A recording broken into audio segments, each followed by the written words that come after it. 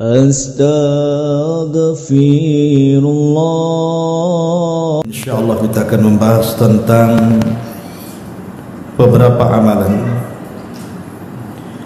yang pahalanya tidak terbatas. Hanya Allah Subhanahu wa taala yang tahu besaran dari pahala amalan itu. Apa saja amalan ini? Yang pertama adalah orang yang berhijrah di jalan Allah Subhanahu wa taala. Disebutkan dalam surah An-Nisa ayat 100. Wa man yuhajir fi sabilillah yajid fil ardi muragaman katsiran wasa'a wa man yakhruj min baitihi muhajiran ila Allah wa rasulihi thumma yudrikuhul mautu faqad waqa'a ajruhu 'ala Allah wa kana Allahu ghafurur rahim. Allah Subhanahu wa taala berfirman, barang siapa berhijrah di jalan Allah, niscaya mereka mendapati di muka bumi ini tempat hijrah yang sangat luas sekali dan rezeki yang banyak. Dan barang siapa keluar dari rumahnya dengan niat berhijrah karena Allah dan Rasulnya, kemudian Allah takdirkan kematian menimpanya sebelum sampai tempat tujuannya, maka sungguh telah tetap pahalanya di sisi Allah, dan Allah Maha Pengampun lagi Maha Penyayang. Ayat ini ada asbab nuzulnya. Ma'asyiral muslimin yang dimuliakan Allah Subhanahu wa taala, Al-Imam Ibnu Abbas atau sahabat Ibnu Abbas radhiyallahu anhu menyebutkan, ada seorang sahabat namanya Dhamrah ibn Jundub radhiyallahu anhu. Dhamrah ibn Jundub ini sudah tua. Jadi ketika awal-awal hijrah para sahabat Nabi sallallahu alaihi wasallam satu persatu hijrah dari Mekah ke Madinah. Sementara dia sudah tua dan tidak sanggup melakukan perjalanan. Ketika hampir semua para sahabat sudah hijrah ke Madinah, maka dia pun ada keinginan untuk hijrah karena tidak tahan tekanan orang-orang kafir Quraisy kepada dia. Padahal dia tidak sanggup untuk berjalan, tapi dia nekat untuk hijrah karena Allah dan Rasulnya. Maka Dhamrah ibn Jundub radhiyallahu an kemudian mempersiapkan bekalnya. Mulailah dia berjalan dari Mekah ke Madinah. Anda yang pernah umrah tahu bagaimana jauhnya perjalanan Mekah Madinah itu, penuh dengan bebatuan, padang pasir, bukit-bukit terjal dan begitu seterusnya. Yang namanya orang sudah tua, akhirnya kemudian Dhamrah ini tidak kuat ketika di tengah-tengah perjalanan menuju Madinah ini. Dia pun tumbang. Kemudian dia mengalami sakit yang cukup parah. Ketika kemudian dia merasa bahwa ajalnya telah dekat, maka kemudian dia duduk bersimpuh. Kemudian dia pun menepuk kedua tangannya dan mengatakan, inilah baiatku untuk nabiku, hadza bai'ati li nabi, inilah baiatku untuk nabiku. Berkali-kali dia bicara seperti itu. Akhirnya Allah Subhanahu wa taala jemput nyawanya dan dia pun meninggal di tengah perjalanan hijrahnya. Dari sini Allah Subhanahu wa taala turunkan surah An-Nisa ayat 100 di sini. Barang siapa yang berhijrah di jalan Allah, niscaya mereka mendapati di muka bumi ini tempat hijrah yang luas dan rizki yang banyak. Tapi barang siapa keluar dari rumahnya dengan maksud hijrah karena Allah dan Rasulnya, kemudian kematian menjemputnya sebelum sampai di tempat hijrahnya, maka sungguh telah tetap pahala di sisi Allah Subhanahu wa taala. Kalimat faqad waqa'a ajruhu 'ala Allah, ketetapan pahalanya diserahkan kepada Allah Subhanahu wa taala, maknanya pahalanya tidak terbatas karena tidak sebutkan nominalnya. Dan ini selaras dengan hadis Nabi sallallahu alaihi wasallam, hadis yang biasa dicantumkan di permulaan kitab-kitab para ulama, seperti dalam Sahih Bukhari diletakkan di awal kitab, kemudian dalam kitab Arba'in Nawawi juga diletakkan di awal kitab. Ma'ruf hadis Umar bin Khattab radhiyallahu anhu. Kata Nabi SAW, innamal a'malu binniyat wa innamal likulli imri'in ma nawa. Faman kanat hijratuhu ila Allah wa rasulih fa hijratuhu ila Allah wa rasulih, wa man kanat hijratuhu lid-dunya aw imra'atin yatazawwajuha fa hijratuhu ila ma hajara ilaihi. Kata Nabi SAW, sesungguhnya amal itu ditentukan niatnya, dan sesungguhnya pahala amal juga ditentukan dengan niatnya. Di sini syahidnya, barang siapa yang hijrahnya karena Allah dan Rasulnya, Allah tidak menyebutkan pahalanya, maka dia akan mendapatkan surga adan. Allah akan memberikan padanya pahala berupa surga Firdaus. Tidak, Allah tidak menyebutkan seberapa besar pahalanya, tapi Allah menasabkan pahalanya kepada Allah dan Rasulnya. Fa hijratuhu ilallahi wa rasulih, dan hijrahnya diserahkan kepada Allah dan Rasulnya. Artinya pahala hijrahnya hanya Allah yang tahu besarannya. Tetapi kalau hijrahnya karena dunia dan perempuan yang dikehendakinya, maka hijrahnya hanya untuk itu saja yang ia dapati, tidak mendapatkan sedikit pun pahala, dan dia hanya mendapatkan apa yang diniatkan saja. Ma'asyiral muslimin yang dimuliakan Allah Azza wa Jalla, dari sini kita tahu di antara amalan yang pahalanya tanpa batas adalah berhijrah karena Allah dan Rasulnya. Tentu kalau hijrah dari Mekah ke Madinah sudah tidak ada lagi, karena Nabi SAW mengatakan la hijrata ba'dal fathi, tidak ada hijrah setelah Fathu Mekah. Artinya hijrah ke kota Madinah itu sudah dihapuskan, karena selamanya dua kota itu akan menjadi kota kaum muslimin sampai kiamat dibangkitkan. Tetapi tentu ada makna hijrah yang lainnya yang disebutkan Imam Bukhari dalam sahihnya. Rasul mengatakan al-muhajir man hajara ma nahallahu anhu. Orang yang berhijrah adalah orang-orang yang meninggalkan apa yang Allah larang.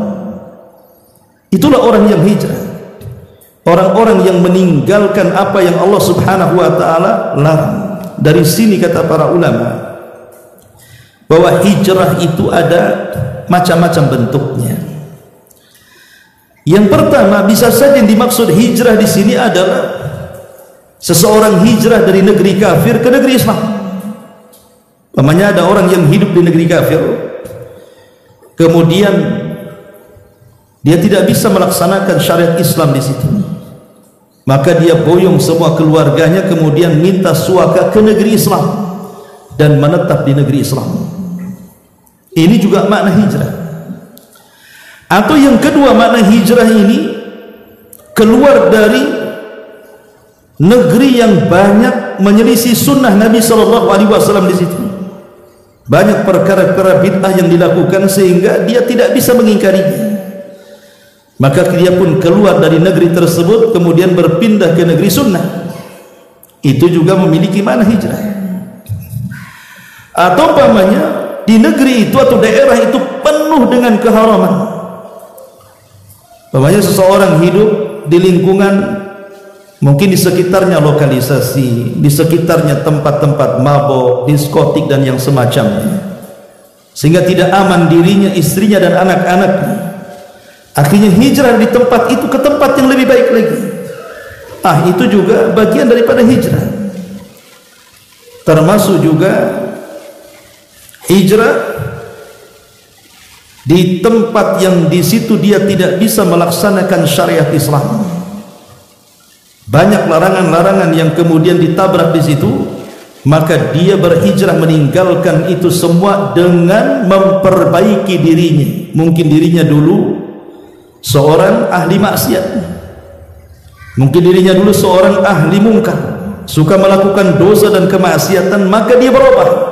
Lah berubahnya dari perkara buruk kepada yang perkara baik, dari perkara maksiat kepada taat dan begitu seterusnya, lah ini juga bagian daripada makna hijrah. Maka orang yang berhijrah ini pahalanya diserahkan kepada Allah tanpa batas. Ma'asyiral muslimin yang dimuliakan Allah Subhanahu wa taala. Yang kedua, seseorang mengajak manusia kepada kebaikan atau dalam bahasa yang ma'ruf berdakwah. Ad-da'watu ilallah. Berdakwah, mengajak manusia ke jalan Allah Subhanahu wa taala. Para nabi ketika mereka berdakwah kepada kaumnya, maka selalunya mereka mengatakan, wa ma as'alukum alaihi min ajri in ajriya illa 'ala Allah. Semua para nabi mengatakan seperti itu. Para nabi mengatakan, saya tidak meminta kepada kalian upah dari dakwah yang saya sampaikan kepada kalian. Saya hanya meminta upah itu kepada Allah Rabb semesta alam. Maka orang yang mengajak manusia kepada kebaikan, maka pahalanya tanpa batas. Pahalanya tanpa batas. Bahkan dakwah itu sendiri adalah multi level pahala. Semakin banyak orang yang kita dakwahi, semakin banyak pahala yang kita dapat.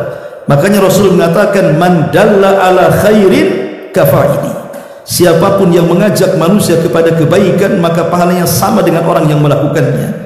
Man dalla ala hudan kana lahu ajrun wa ajru man amila ba'dahu la yanqusu min ujurihim syai'a. Atau siapa yang mengajak manusia ke dalam petunjuk, maka dia dapat pahala dan pahala orang yang mengikutinya tanpa mengurangi pahala mereka sedikit pun. Maka kalaupun kita tidak bisa berdakwah seperti para ulama, para kiai, para ustaz, kita bisa berdakwah lewat keluarga. Kita bisa berdakwah kepada istri kita, kepada anak kita. Jadikan rumah tangga ini ajang dakwah. Kita berdakwah kepada orang tua kita, kepada bibi, paman, dan semua kerabat-kerabat yang dekat dengan kita. Ajak mereka kepada kebaikan, sadarkan mereka dari maksiat.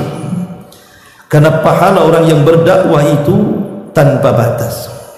Ini yang kedua. Kemudian yang ketiga, di antara pahala tanpa batas adalah orang yang mudah memaafkan orang lain. Disebutkan dalam surah Asy-Syura ayat 40. Allah Subhanahu wa taala mengatakan, faman 'afa wa aslaha fa ajruhu 'ala Allah innahu la yuhibbu zalimin. Siapapun yang sanggup memaafkan kemudian memperbaiki diri, maka pahalanya diserahkan kepada Allah, dan sesungguhnya Allah tidak suka dengan orang-orang yang zalim. Di sini ada dua kata, ada aslah dan ada afa. Ada yang mengatakan bahwa yang dimaksud afa adalah tajawuz anil dzambi wa tarkul iqabi alaihi. Jadi yang dimaksud memaafkan adalah seseorang mengampuni dosa orang lain atau kezaliman orang lain yang menzalimi kita, kemudian setelah itu kita tidak membalas dendam kepadanya. Pertama, kita maafkan dosa-dosanya. Yang kedua, kita tidak akan membalasnya. Itu disebut memaafkan. Karena banyak orang yang dalam lisannya mengucapkan kalimat maaf, tapi dalam hatinya penuh dengan dendam. Bahkan ada juga yang kemudian lisan dengan hatinya berbeda. Lisannya mengatakan maaf, besoknya pula dia melancarkan dendamnya. Itu bukan maaf. Ya, karena maaf itu artinya seseorang memaafkan kesalahannya dan kita tidak membalas dari dosa-dosanya. Ma'asyiral muslimin yang dimuliakan Allah Azza wa Jalla, di dalam Al-Quran, tepat dalam surah Nur ayat 22, ada satu kisah menarik. Jadi Aisyah Ummul Mukminin radhiyallahu anha menceritakan tentang kisah Abu Bakar Siddiq radhiyallahu anhu. Jadi Abu Bakar Siddiq ini merasa kesal dengan kerabatnya, namanya Mishtah ibn Utsatsa. Mishtah ibn Utsatsa. Kenapa? Abu Bakar kesal dengan Mistah ini, karena ketika Aisyah putrinya disebarkan berita dusta bahwa dia berzina dengan seorang sahabat namanya Safwan ibn Mu'attil. Usai melakukan peperangan, kemudian Aisyah ketinggalan dalam perjalanan, kemudian ditolong oleh Safwan ibn Mu'attil, maka orang-orang munafik mulai membuat berita hoax tentang Safwan ini. Kenapa Aisyah bisa tertinggal dari pasukan? Kenapa pula kemudian dia diselamatkan oleh Safwan? Pasti ada perselingkuhan di sini. Akhirnya tersebar isu bahwa Aisyah berzina dengan Safwan. Bayangkan Nabi SAW, tidak ada istri beliau yang lebih dicintai melebihi Aisyah, tiba-tiba dituduh berzina. Apa tidak sakit hati Nabi? Apalagi giliran Aisyah radhiyallahu anha itu 2 malam dibandingkan istri-istri yang lainnya, karena hadiah daripada Saudah bintu Jam'ah, sehingga kedekatan Aisyah dengan Rasul itu luar biasa. Tiba-tiba istri yang dicintainya, yang paling dekat dengannya, yang Jibril selalu turun di kamarnya, dituduh berzina pula. Sakit hati Nabi, sampai Rasul tidak mau menemui Aisyah hampir 1 bulan lamanya. Kenapa Rasul tidak menemui Aisyah 1 bulan lamanya? Karena menunggu wahyu. Boleh jadi turun wahyu, kalau memang berita itu benar, tentu Allah akan benarkan. Kalau memang berita itu hoax, tentu Allah akan dustakan. Tetapi sayang, 1 bulan Rasul menunggu wahyu, Jibril pula tak turun-turun. Makin sesaklah dada Nabi. Akhirnya Nabi SAW kemudian langsung mendatangi Aisyah Ummul Mukminin radhiyallahu anha, kemudian mengatakan, ya Aisyah, kalau memang engkau melakukannya, maka bertobatlah kepada Allah. Fa in taba taballahu alaiki. Kalau engkau bertobat, maka Allah akan mengampuni dosa-dosamu. Tetapi kalau engkau tidak melakukannya, maka tenang saja, pasti Allah akan menurunkan ayat dari 7 lapis langit sana, ayat tentang pembebasan dirimu, bahwa engkau tidak berzina. Tapi Aisyah terdiam. Bagaimana mungkin Nabi SAW bisa terpengaruh dengan orang-orang munafik? Makanya Aisyah hanya mengatakan kepada ibundanya dan ayahandanya Abu Bakar dan Ummu Ruman, dan mengatakan, jawablah pertanyaan Nabi. Tapi kedua orang tuanya hanya bisa menangis saja dan mengembalikan jawaban itu kepada dirinya. Aisyah makin sedih, tidak ada pembelaan dari Rasul, tidak ada pembelaan dari 2 orang tuanya. Dia hanya mengambil selimut kemudian menutup diri dalam kasur. Sampai akhirnya tiba-tiba kemudian Rasul bergetar, dan itu pertanda wahyu turun. Tiba-tiba Nabi SAW selang beberapa saat langsung berdiri dan mengatakan, absyir ya Abu Bakr, berbahagialah wahai Abu Bakar, Allah telah menurunkan ayat pembebasan tentang Aisyah bahwa dia tidak berzina dengan Safwan. Turunlah surah Nur ayat 1 sampai 9, bahwa Aisyah tidak berzina, bahwa berita itu berita hoax yang didengung-dengungkan orang-orang munafik. Lah salah satu sahabat Rasul yang ikut memfitnah, terpengaruh dengan berita hoax ini, hadisatul ifki ini, salah satunya adalah Mistah ibn Utsasah, yang notabene kerabat Abu Bakar, ikut pula memfitnah dia. Padahal Mistah ini rumah ya dikasih Abu Bakar, bulanan ya dikasih Abu Bakar, semua keperluannya dikasih Abu Bakar, namanya kerabat. Dan Abu Bakar orang yang paling dermawan, apalagi kepada kerabatnya. Tiba-tiba yang selama ini disedekahi setiap bulannya, dipenuhi kebutuhan dan keluarganya, ikut pula memfitnah Aisyah putrinya. Dari sini Abu Bakar manusia, ikhwan, manusiawi, sakit hati ya. Dari situ dia bersumpah untuk menghentikan bantuan kepada Mistah, apalagi setelah jelas-jelas turun wahyu bahwa putrinya tidak bersalah. Tetapi ketika Abu Bakar kemudian bersumpah untuk tidak menolong Mistah lagi, turun surah Nur ayat 22. Wala ya'tali ulul fadli minkum wasa' an yu'tu ulil qurba wal masakin wal muhajirin fi sabilillah wal ya'fu wal yasfahu ala tuhibbuna an yaghfirallahu lakum wallahu ghafurur rahim.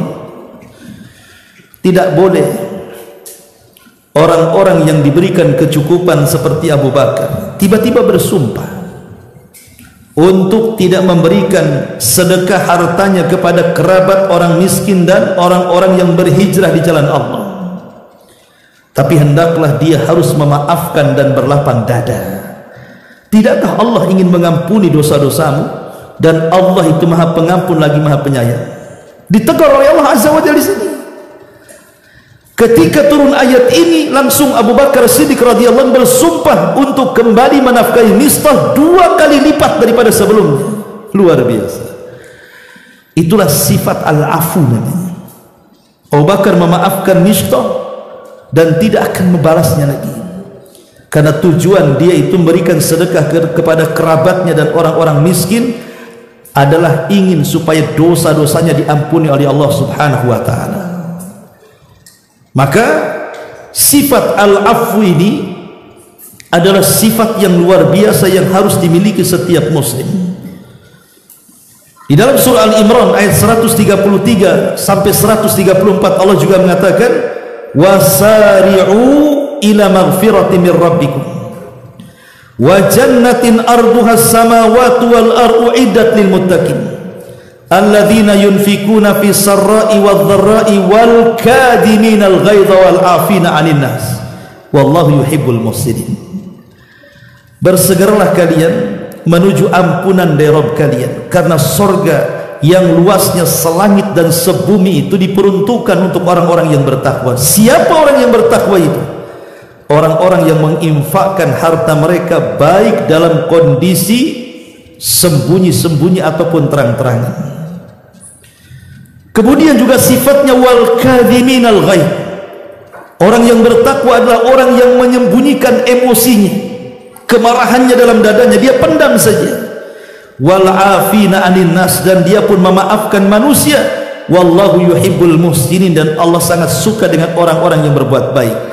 Ayat ini ada kisah menarik dari cicit Nabi sallallahu alaihi wasallam, Zainul Abidin, atau dikenal dengan Husain ibnu Ali ibnu Husain ibnu Ali, Husain putra Ali, putra Husain, putra Ali, putra Ibn Abi Talib, Abu Talib radhiyallahu anhu, atau dikenal dengan Zainul Abidin. Satu-satunya putra daripada Husain yang selamat di Karbala. Lah ketika Husain ini Zainul Abidin kunyahnya, karena lebih dikenal kunyahnya dibandingkan namanya, Zainul Abidin kita sebut Zainul Abidin rahimahullahu taala, cicit Nabi sallallahu alaihi wasallam, satu-satunya keturunan Husain yang selamat di Karbala. Jadi Husain ini diberkahi hartanya oleh Allah Subhanahu wa taala sehingga menjadi kaya raya. Tetapi dia difitnah oleh penduduk Madinah bahwa dia tidak pernah bersedekah. Zainul Abidin ini tidak pernah bersedekah. Padahal setiap malam Zainul Abidin ini membawa gandum, kemudian digendong di bahunya, tidak ada yang tahu kecuali Allah. Kemudian diletakkan di pintu-pintu rumah orang-orang miskin setiap malam. Diletakkan di rumah sana, rumah sini, nggak ada yang tahu. Orang miskin besoknya buka pintu sudah ada gandum, dan kalau habis buka pintu ada gandum lagi, seolah-olah tahu kapan habisnya. Dan itu puluhan banyak orang-orang miskin di zaman itu ditolong oleh Zainul Abidin tanpa mereka tahu. Walaupun demikian, tetap saja Zainul Abidin dituduh bakhil. Terkadang ikhwan, ada orang berbuat baik itu tidak mesti dapat pujian manusia, banyak juga orang tak suka. Ketahuannya kalau yang bersedekah di pintu-pintu orang-orang miskin ini adalah Zainul Abidin Ali ibn Husain, saya terbalik tadi, Ali bin Husain namanya, Ali ibn Husain ibn Ali ibn Abi Talib. Ketika dia meninggal, jadi pemandi jenazah dia menceritakan bahwa di pundak Ali ibn Husain atau Zainul Abidin itu penuh dengan kapal. Kapal kalau orang sering manggul itu kan kasar akhirnya, kapalan gitu ya. Kemudian dikuatkan dengan tidak ada laginya gandum di depan rumah-rumah orang itu, hilang gandumnya.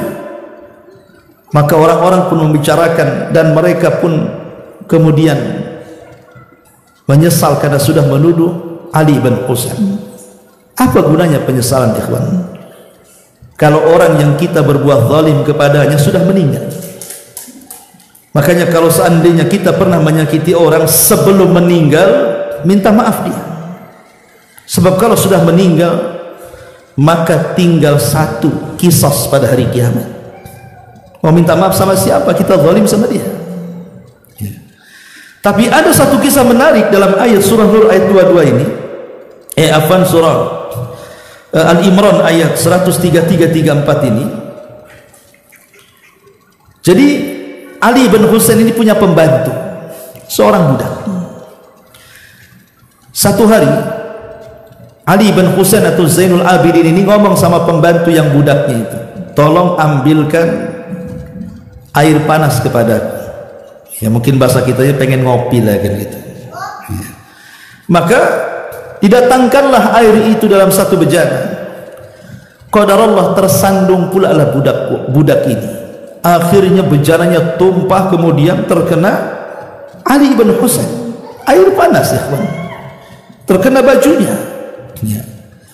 Entah kenapa tiba-tiba budak ini mengetahui bahwa majikannya takut marah, dia baca pula ayat ini. Dia mengatakan wasari'u ila maghfiratin min rabbikum sampai kepada wal kadhiminal ghaidha. Ingat, ciri-ciri orang yang bertakwa adalah orang yang bisa menyembunyikan kemarahannya. Tak jadi marah, langsung senyum dia, padahal lagi marah. Ya. Kemudian ayat yang kedua dia lanjutkan, kata budak ini, wal afina 'anil nas. Di antara ciri orang yang bertakwa adalah bukan hanya menyembunyikan emosi dan marah, dia pun harus memaafkan manusia. Apa kata Ali bin Husain? Ya sudah, saya maafkan kamu. Tapi masih kurang satu, wallahu yuhibbul muhsinin, dan Allah suka dengan orang-orang yang berbuat baik. Idzan a'taqtuka liwajhillah. Kalau begitu kemerdekakan kau di jalan Allah, katanya. Loh, bayangkan. Orang ini melakukan kesalahan. Tiba-tiba dia membaca ayat ini, tapi Ali bin Husain kemudian memberikan satu contoh kepada kita bahwa begitulah cara orang memaafkan. Pertama, simpan ini marah itu dalam hati, bagikan api dalam sekam, gak apa-apa. Ya. Kemudian setelah itu lepaskan dengan cara apa? Maafkan kesalahannya. Kemudian setelah itu berbuat baiklah kepada dia, kasih hadiah. Kan enak, ikhwatu fiddin yang dimuliakan Allah Azza wa Jalla. Coba kalau seandainya akhlak seorang muslim ini seperti ini, tentu dakwah itu akan mudah diterima di mana-mana. Sudah memaafkan kesalahan orang, menyembunyikan pula dendamnya, berbuat baik pula sama dia. Luar biasa, ya. Ma'asyiral muslimin yang dimuliakan Allah Subhanahu wa taala. Umar bin Khattab radhiyallahu anhu mengatakan afdalul afwi indal qudrah, bahwa seafdal orang memaafkan itu ketika dia sanggup untuk membalas. Dia sanggup untuk membalas karena dosa dia kepada kita, tapi kita tahan, kita maafkan dia. Itulah seafdal-afdalnya memaafkan. Kan ada orang yang kemudian berbuat zalim kepada kita, tapi kita tidak sanggup membalas dia. Mungkin karena dia kuat, karena dia kaya, karena dia punya jabatan, kita terzalimi, diam saja. Tapi ada orang-orang itu yang ketika dizalimi dia sanggup membalas kezalimannya, tapi tidak dilakukannya. Dia maafkan kezalimannya. Kata Umar, afdalul afi indal qudrah. Seutama-utama memaafkan itu ketika dia sanggup membalas. Ya. Kemudian juga dikatakan oleh Qatadah rahimahullahu taala, afdalun nas a'zamuhum 'alan nasi afwan wa afsahuhum lahu sadra. Seutama-utama manusia adalah manusia yang paling besar memaafkan kepada manusia lainnya, dan yang paling melapangkan dadanya untuk orang lain. Kemudian juga dikatakan oleh Al-Hasan Al-Basri, afdalu akhlaqil mu'min al-afdal, bahwa seafdal-afdalnya akhlak seorang mukmin adalah dia sanggup memaafkan. Bahkan dikatakan oleh Umar bin Abdul Aziz rahimahullahu taala, ahabbul umur ilallahi thalatha, perkara-perkara yang paling dicintai Allah itu ada 3. Al-afu fil qudrati, dia memaafkan padahal dia sanggup untuk membalas. Wal qasdu fil jiddati, dan dia sederhana walaupun kaya raya, ya. Warifqu fil ibadati, dan dia berusaha untuk istiqomah dalam ibadah. Salah satunya kata beliau, al-afu fil qudrati, memaafkan saat sanggup dia membalas. Maka ini adalah seutama-utama orang yang mampu memaafkan ataupun dosanya, pahalanya tidak terbatas dan hanya tahu hitung-hitungannya Allah Subhanahu wa taala. Tentu ada keutamaan besar di balik orang itu memaafkan. Pertama, bahwa memaafkan itu bagian daripada rahmat Allah, di mana kita memberikan kasih sayang kepada orang yang berbuat salah kepada kita. Jadi orang yang memaafkan itu artinya hatinya dipenuhi dengan rahmat. Berarti orang itu baik, orang lembut itu. Karena biasanya memaafkan itu berat, ikhwan. Bahkan lebih berat daripada orang yang minta maafkan. Kalau saya salah kepada antum kemudian saya minta maaf, itu berat sekali. Lah antum jauh lebih berat lagi untuk memaafkan. Bahkan terkadang ada orang mengatakan enak saja sudah salah, tinggal minta maaf saja. Oh tak bisa kan, itu ada orang yang mengatakan seperti itu, ya. Tetapi ketika dia bisa memaafkan berarti memang hatinya dipenuhi dengan rahmat. Kemudian yang kedua, bahwa memaafkan itu bagian dari imtithalun li amrillah, itu bagian daripada memenuhi perintah Allah Subhanahu wa taala, sebagaimana disebutkan tadi, wal kadhiminal ghaidha wal afina 'anil nas wallahu yuhibbul muhsinin. Kemudian yang ketiga, bahwa memberikan maaf kepada orang lain itu salah satu tali yang mengikat masyarakat muslim dimanapun mereka berada. Tapi sebaliknya, orang yang susah memaafkan itu akan mencerai-beraikan masyarakat muslim. Makanya orang yang memudah memaafkan itu akan mudah bergaul dia, tapi orang pendendam itu akan sulit bergaul. Kenapa? Ketemu aja tidak mau, ketemu di jalan saja, kalau bisa cari jalan lain. Ngapain pula jalan ke situ, orang itu suka di situ katanya, ya. Kemudian juga yang keempat, bahwa memaafkan itu sebab akan mendapatkan redha Allah Subhanahu wa taala, dan juga sebab mendapatkan ketakwaan kepada Allah Subhanahu wa taala. Dan orang yang memaafkan itu salah satu penyebab ulfa. Ulfa itu artinya wahdatul muslimin, persatuan kaum muslimin dimanapun mereka berada. Jangankan ibaratnya satu negara, satu RT saja, kalau seandainya pada setiap kesalahan dalam rapat kemudian saling memaafkan, kan enak, ikhwan.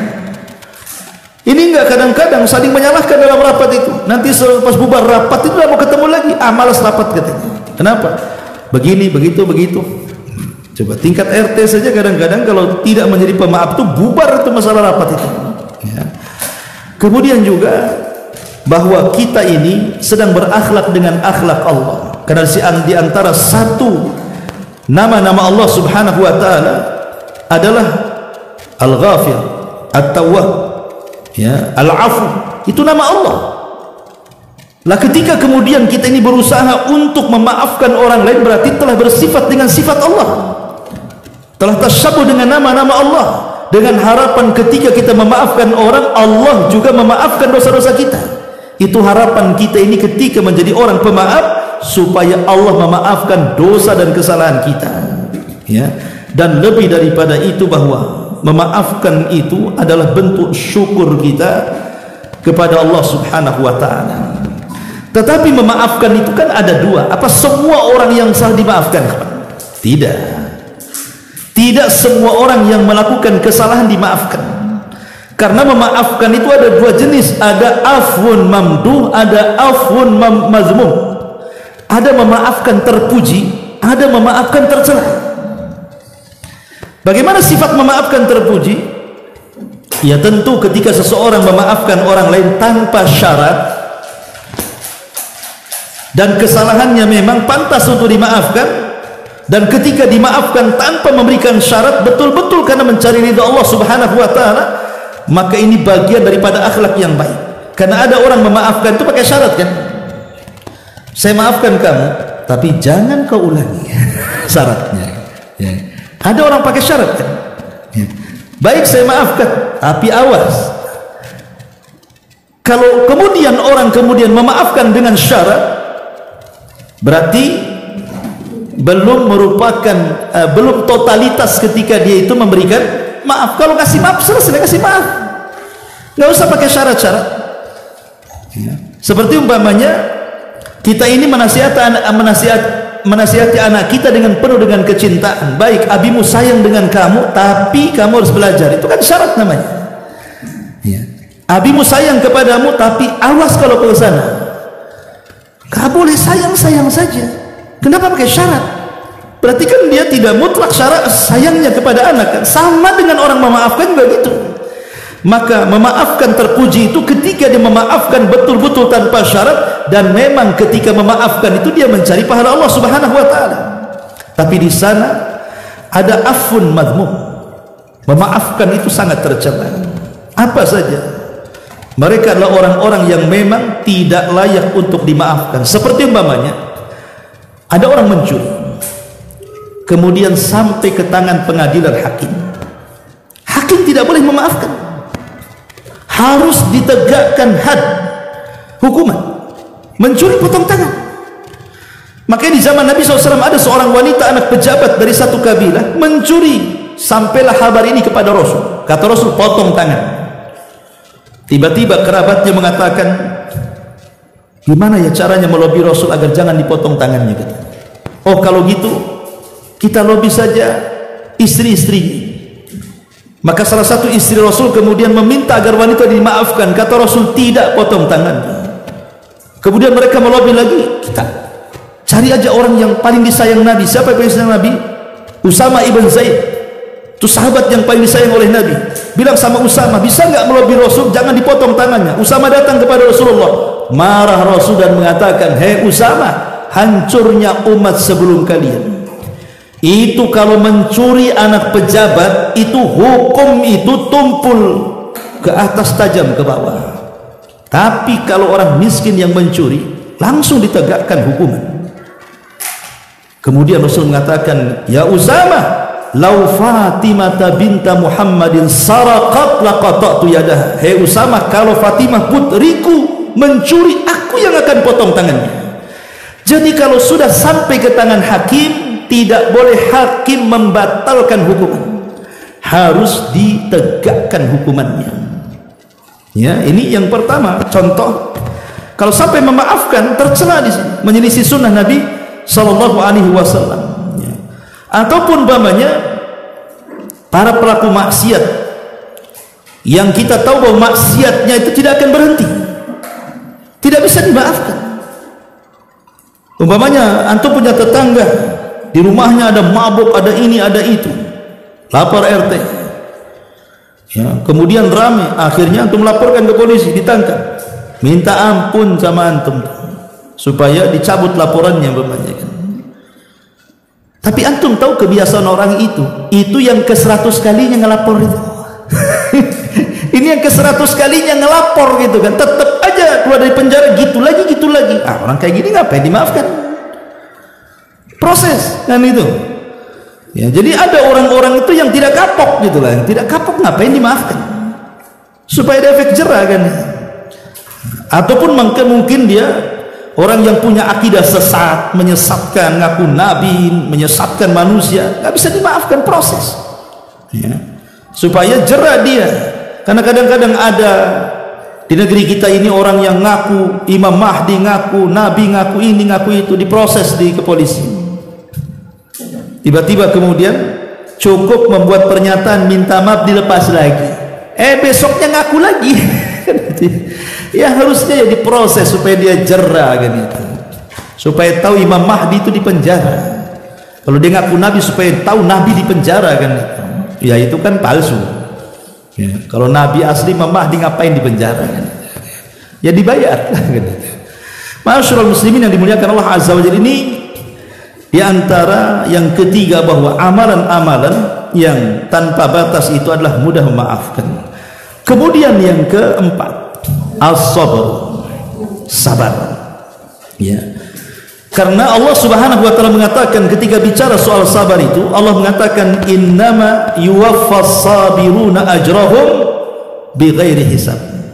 Sesungguhnya pahala orang yang melakukan kesabaran itu tanpa batas, hanya Allah yang tahu berapa besaran pahala orang yang sabar itu.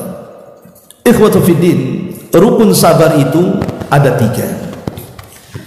Artinya kalau salah satu luput dari kita, berarti kita belum dikatakan orang yang sabar. Apa rukun sabar itu? Yang pertama, habsun nafsi anit tasakhut, berusaha untuk menekan jiwa, menahan hati supaya tidak tasakhut bil maqdur, supaya tidak menyalahkan takdir. Ini yang pertama, hati tahan. Jangan sampai terbesit dalam hati kita ini, tiba-tiba kita mengatakan dalam hati kita, kenapa nasibku seperti ini, kenapa nasib orang itu seperti itu, kenapa saya seperti ini terus, kenapa si anu seperti itu terus. Jadi ada orang-orang yang tidak sabar, hatinya kemudian terbesit menolak takdir. Ini yang pertama. Yang kedua, habsul lisan anis syakwa. Rukun sabar yang kedua, lisannya ditahan untuk tidak suka mengadu. Kalau lisannya suka mengadu, berarti tanda tak sabar. Coba kan lihat, ada orang-orang yang dikit-dikit ngeluh, ketemu dia ngeluh, nampak dia datang aja pasti mau ngeluh. Kan ada orang itu, ini muka-muka ngeluh ini ya. Kalau lisannya suka mengeluh, suka mengadu, ini tanda tak sabar. Kemudian yang ketiga, habsul jawarih an fi'li ma yaghdabu rabb. Dia menahan anggota badannya dari kepala sampai kaki, jangan sampai kemudian memunculkan kemurkaan Allah. Ya. Dengan cara apa? Dengan cara ada orang tidak sabar karena kematian itu merobek-robek, mencukur-cukur rambut, berguling-guling kan begitu, memaki-maki orang. Tidak boleh. Inilah disebut dengan arkanus sabri. Kalau hati kita bisa kita tahan, lisan kita bisa kita tahan, anggota badan kita bisa kita tahan, berarti kita menjadi orang yang sabar. Karena rukun sabar ini harus ada. Ada orang yang bisa tenang hatinya, lisannya pula tak tenang. Contoh umpamanya, ada orang kemalangan atau kena musibah, nampaknya sabar, diam saja. Ya, mulutnya diam saja, lisannya tidak pernah mengadu, tidak pernah juga mengeluh. Tapi kalau antum ajak bicara, mulai keluar keluhannya. Ini belum sabar, karena baru hatinya yang tenang, lisannya pula tak tenang. Ya kan? Ataupun mungkin nampaknya diam, kalau diajak ngobrol pun diam, tidak pernah mengadu, nggak apa-apa. Tapi ketika bersendirian, dia pecahkan sana, pecahkan sini, kan itu.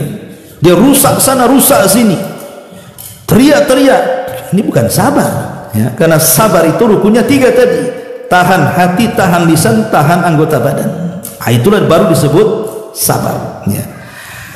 Sabar sendiri para ulama mengatakan ada 3 jenis. Dan yang paling tinggi tentu sabar di atas ketaatan kepada Allah. Sabar ketika sholat, sebab orang sholat kalau tidak sabar, ngebut-ngebutan tuh nggak khusyuk dia, ya. Sabar ketika puasa, kalau tidak sabar batal puasanya. Sabar ketika sedekah, sabar ketika haji, sabar ketika baca Quran, dan begitu seterusnya. Lah, tingkatan sabar di atas ketaatan ini tingkatan sabar tertinggi dalam ilmu sabar. Yang kedua, sabar ketika meninggalkan maksiat. Tetangga bergibah, sabar untuk tidak bergibah.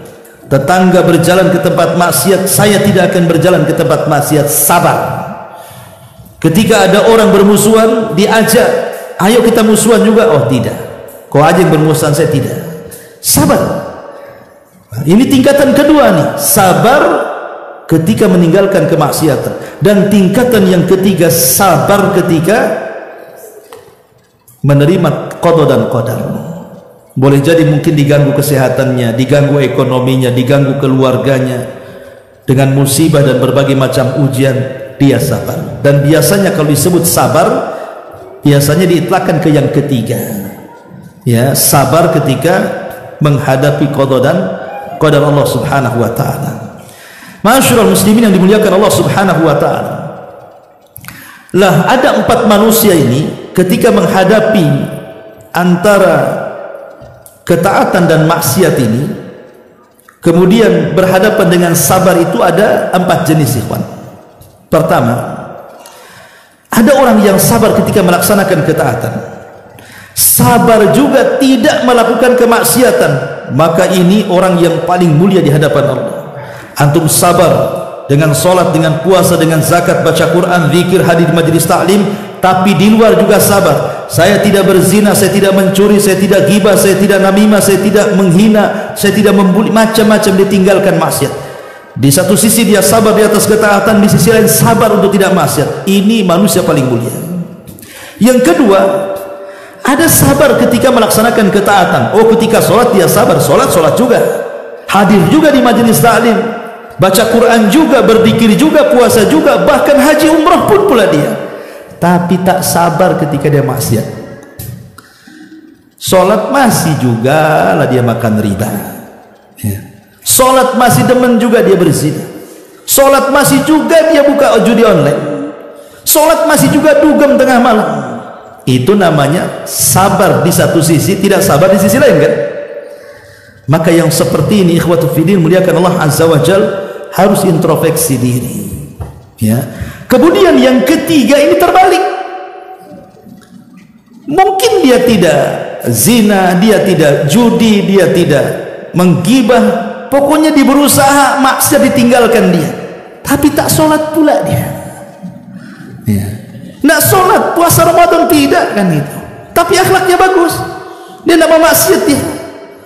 Berarti dia sabar ketika meninggalkan maksiat, tak sabar pula dia melaksanakan ketaatan. Dan yang ketiga lebih buruk dibandingkan yang kedua. Kenapa? Karena melakukan maksiat itu, ketika dia masih melakukan kewajiban Allah, itu masih ringan, boleh jadi kebaikannya menghapus keburukannya. Tetapi orang yang meninggalkan kewajiban, dengan kata lain meninggalkan perintah Allah, walaupun dia tidak terjerumus kepada larangan Allah, ini bahaya sekali. Kenapa? Karena kaidah mengatakan tarkul amri asyaddu min irtikabin nahi, bahwa meninggalkan yang diperintahkan itu lebih berat dosanya dibandingkan melakukan yang dilarang. Contoh umpamanya, yang satu memang dia tidak maksiat tapi tidak sholat. Orang meninggalkan sholat bisa kafir. Orang meninggalkan sholat bisa kafir, walaupun dia tidak berzina, walaupun dia tidak judi, walaupun tidak maksiat dia, tapi orang yang meninggalkan sholat bisa kafir.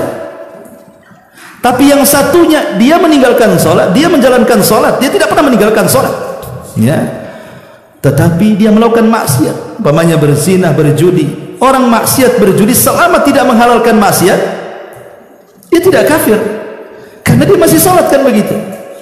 Hanya mungkin terjerumus kepada dosa besar saja. Dari sini kita tahu perbedaan maksiat iblis dengan Adam. Ya, maksiat iblis itu karena apa? Karena melanggar perintah. Adapun maksiat Adam itu karena melanggar larangan. Itulah bedanya. Ya.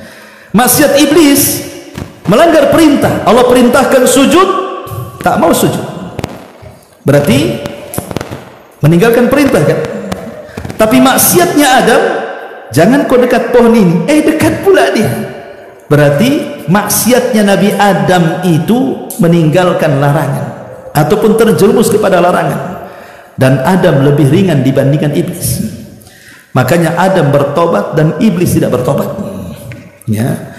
Kemudian yang keempat, ada yang tidak sabar dua-duanya. Sudah tidak sholat, ya dia berzina. Sudah tidak sholat, kemudian dia pun menggibah. Sudah tidak sholat, dia makan riba. Itu kuadrat itu. Karena nggak ada sabar itu. Ya. Ma'asyiral muslimin yang dimuliakan Allah Azza wa Jalla. Lah para ulama menyebutkan ada beberapa hal yang seseorang itu ditekankan untuk sabar dalam kehidupan kita. Pertama, ketika meninggalkan syahwat, kita harus bersabar, kawan. Karena hari ini namanya syubhat dan syahwat itu menyambar-nyambar. Coba bayangkan, syahwat-syahwat maksiat itu di depan kita menyambar-nyambar kita. Maka kita harus sabar menghadapi syahwat ini. Ya. Kemudian yang kedua, sabar ketika menghadapi kefakiran dan sempitnya ekonomi. Karena di zaman sekarang ini mulai agak sulit orang itu mengeluh soal ekonomi, maka kita harus sabar. Boleh jadi itu ujian dari Allah Subhanahu wa ta'ala. Kemudian juga sabar ketika berdakwah. Sabar ketika berdakwah, namanya dakwah itu tidak ada yang mulus, pasti juga ada yang menghalang-halangi, maka kita harus sabar. Ya. Kemudian sabar juga dari ucapan manusia, karena manusia itu tidak mungkin lepas dari ucapan manusia. Antum loh, sembunyi-sembunyi antum dalam ruangan, pasti ada orang yang bicarakan antum. Pokoknya antum tak keluar rumah setahun. Kenapa antum tak keluar rumah? Biar tetangga enggak bicarakan saya. Kata siapa? Bisa saja tetangga ngomong itu, jangan-jangan gila tuh di rumah tuh. Orang mau sembunyi di mana saja itu pasti dibicarakan orang. Makanya perlu sabar. Karena manusia tidak lepas dari ucapan manusia. Ya. Ada ucapan itu yang baik, ada ucapan yang tidak baik. Berbuat baik saja manusia mencela kita, apalah pula berbuat jahat, kan itu lebih dicela lagi oleh manusia. Kemudian sabar kepada adzal ladzi yahsulu minal qiyami bil amri wal bil ma'rufi wan nahyi anil munkar. Sabar ketika kita mengajak manusia kepada kebaikan, mencegah dari kemungkaran. Itu tidak semua orang mau. Ya. Kemudian juga sabar ketika kita bekerja untuk tidak memakan yang haram, untuk tidak melakukan kecurangan. Kalau dia seorang pedagang, dia tidak nipu, dia tidak makan riba, dia tidak mengurang takaran, timbangan, meteran dan yang semacamnya. Atau kalau dia bekerja di perusahaan, dia sabar untuk tepat waktu. Ingat, antum 1 menit saja antum telat, uang antum haram dimakan. Yang 1 menit itu. Karena kita sudah ada perjanjian di perusahaan, ikhwan. Kata perusahaan datang jam 8, pulang jam 5, gaji UMR. Tiba-tiba antum telat pula. Ya. Ketika antum telat, tak mau pula antum diomeli. Ketika kurang gaji, ngamuk-ngamuk antum. Gaji kurang katanya. Aneh orang ini. Ingat, telat 1 menit saja, berarti yang 1 menit itu haram dimakan. Karena al-muslim ala syurutihim. Seorang muslim itu di atas syarat-syarat, tidak boleh dibatalkan. Ya. Ma'asyiral muslimin, makanya harus sabar kita ini untuk mencari yang halal dan meninggalkan yang haram dalam pekerjaan. Termasuk sabar kalau seandainya kita ditinggalkan orang-orang yang kita cintai. Boleh jadi mungkin istri kita, suami kita, orang tua kita, anak kita meninggal. Maka kita harus sabar, tidak boleh tasakhut. Ya. Termasuk juga sabar dari pasangan. Terkadang punya istri ngomel-ngomel tidak kerasan, kan itu. Suaranya macam-macam, menyakitkan, atau sebaliknya. Ya harus sabar dengan pasangan, sabar dengan anak, sabar dengan orang tua. Terkadang ada cekcok dan lain sebagainya. Ya. Ataupun sabar ketika mentarbiyah anak-anak. Terkadang anak-anak ini buat cengkel, tapi kita harus sabar, kan begitu. Dan banyak lagi perkara-perkara yang kita harus sabar. Intinya bahwa amalan yang keempat, pahala tanpa batas, adalah orang yang bersabar. Ini yang keempat. Kemudian yang kelima, di antara amalan yang pahalanya tanpa batas adalah seseorang melakukan puasa. Ya, namanya puasa itu kan macam-macam. Ada puasa wajib, ada puasa sunnah. Ada di sana puasa Senin Kamis, ada puasa Daud, ada puasa Ayyamul Bir. Nanti dalam bulan-bulan tertentu itu ada puasa Dzulhijjah, ada puasa Muharram, kan itu. Nanti di bulan Sya'ban itu ada puasa mutlak, kan, macam-macam puasa itu. Ya. Maka Nabi SAW mengatakan, kullu amal ibni Adam lahu al-hasanatu bi asyri amsalihha ila 700 dhifin. Setiap amalan anak Adam itu mendapatkan pahala satu yang dilipat gandakan 10 kali lipat sampai 700 kali lipat. Kemudian Allah berfirman dalam hadis qudsi, illa siyam, kecuali puasa. Fa innahu li, karena puasa itu untukku, wa ana azzibihi, aku yang akan membalasnya. Artinya puasa itu milik Allah, Allah yang akan membalasnya. Allah dalam hadis qudsi ini tidak menyebutkan berapa nominalnya kan? Hanya Allah mengatakan puasa untukku, aku yang akan membalasnya. Sampai ada seorang syekh memberikan logika seperti ini. Jadi nanti pada hari kiamat, ketika manusia berada di ujung titian sirat, itu disebut kontorah di situ. Di kontorah inilah terjadi kisos yang disyaratkan dalam hadis Nabi SAW, atadruna mal muflisu hadil ummah, tahukah kalian siapa yang bangkrut dari umat ini? Kata Nabi SAW, orang yang datang dengan salat, dengan ini, dengan itu, macam-macam, tapi di satu sisi dia mendolimi si anu, memukul si anu, gibah kepada si anu, meneteskan macam-macam kezalimannya. Nanti antara yang zalim dan yang dizalimi akan ketemu di kontorah itu. Padahal kontorah itu sudah ujung sirat, artinya depannya pintu-pintu surga. Tinggal masuk surga saja. Tiba-tiba dihalang ketika kakinya mau melangkah ke pintu surga. Tunggu dulu. Kau dulu yang menzalimi saya. Dulu kau ambil harta saya. Mana pahalamu? Dibagi pahalanya. Ketika melangkah lagi dicegat lagi, dulu kau zalim sama aku, kau gibai aku loh. Mana pahalamu? Terus. Coba berapa orang yang setiap hari kita sakiti dengan lisan, dengan perbuatan, ikhwan. Nanti di kontor itu akan satu-satu mencegat kita. Mana pahala, mana pahala, mana pahala, sampai habis pahalanya. Ketika habis pahalanya, artinya kesempatan masuk surga itu sudah sedikit. Tiba-tiba masih banyak pula lah orang yang dizalimi. Kemudian mengatakan, dulu kau pernah berbuat zalim kepada saya, mana pahalamu? Pahalaku sudah habis. Kemudian orang-orang yang zalim mengatakan, tidak apa-apa, kau tidak memberikan pahala kepadaku, tapi nih dosaku tanggung, nih dosaku tanggung, nih dosaku tanggung. Bayangkan, apa enggak bangkrut? Pahala dikasih orang, dosa pula ditanggung dia. Kalau dalam ilmu usaha itu modal habis, hutang pula tak terbayar, itu namanya. Itu disebut bangkrut. Ketika dia sudah putus asa, kakinya hendak melangkahkan kembali kepada jahannam, tiba-tiba dipanggil oleh Allah Subhanahu wa ta'ala. Kemudian Allah mengatakan, engkau tidak layak masuk neraka, engkau layak masuk surga. Kemudian mengatakan, ya Allah, pahalaku ludes, dosa orang ku tanggung, apakah pantas aku masuk neraka? Maka Allah Subhanahu wa ta'ala kemudian memperlihatkan pahala yang sangat banyak sekali untuk dia. Ini stok pahala. Kemudian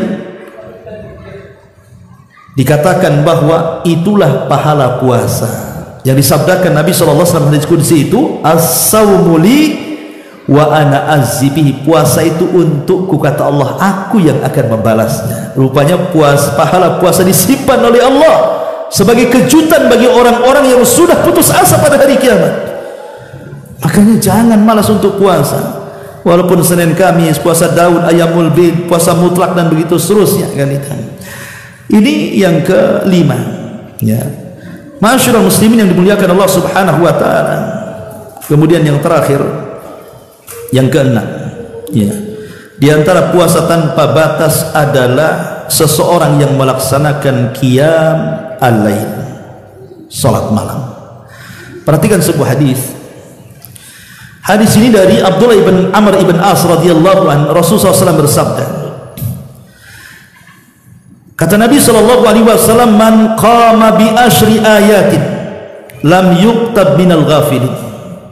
Siapa yang sholat malam tahajud kemudian antum baca 10 ayat dalam sholat antum, umpamanya ya rakaat pertama ad-duha, rakaat kedua at-tin, itu kan sudah lebih 110 ayat tuh. Maka antum dicatat termasuk orang-orang yang tidak lalai. Kemudian kata Nabi SAW, man qama bi mi'ati ayatin kutiba minal qanitin. Tapi kalau antum baca 100 ayat dalam salat malam meningkat bukan hanya dari orang lalai, tetapi minal qanitin, orang-orang yang qanit, orang-orang yang tunduk taat kepada Allah Azza wa Jalla. Tapi lihat potongan yang terakhir, wa man qama bi alfi ayatin. Tapi kalau kita bisa berdiri dengan 1000 ayat, kita baca 1000 ayat, Al-Baqarah umpamanya 1000 ayat kan begitu, kita habiskan 1000 ayat itu, maka Rasul mengatakan kutiba minal muqantarin, maka dia akan diberikan balasan dengan pahala tanpa batas. Dengan syarat sholat malamnya membaca di atas 1000 ayat, maka pahalanya tanpa batas. Hanya Allah Subhanahu wa taala yang akan memberikan. Apalagi kalau sholatnya di sepertiga malam akhir, di situ Allah turun, kemudian menawarkan, siapa yang berdoa ku kabulkan, siapa yang minta ku kasih, siapa yang meminta istighfar ku ampuni, dan begitu seterusnya. Dan juga waktu itu waktu yang sangat disaksikan para malaikat, dan waktu itulah waktu di mana rahmat Allah Subhanahu wa taala turun. Tentu keutamaannya semakin berlipat bagi orang yang bisa melaksanakan salat tahajud ataupun qiyamul lail. Wallahu a'lam. Baik, sampai di sini. Subhanaka wa bihamdika asyhadu an la ilaha illa anta astaghfiruka wa atubu ilaik.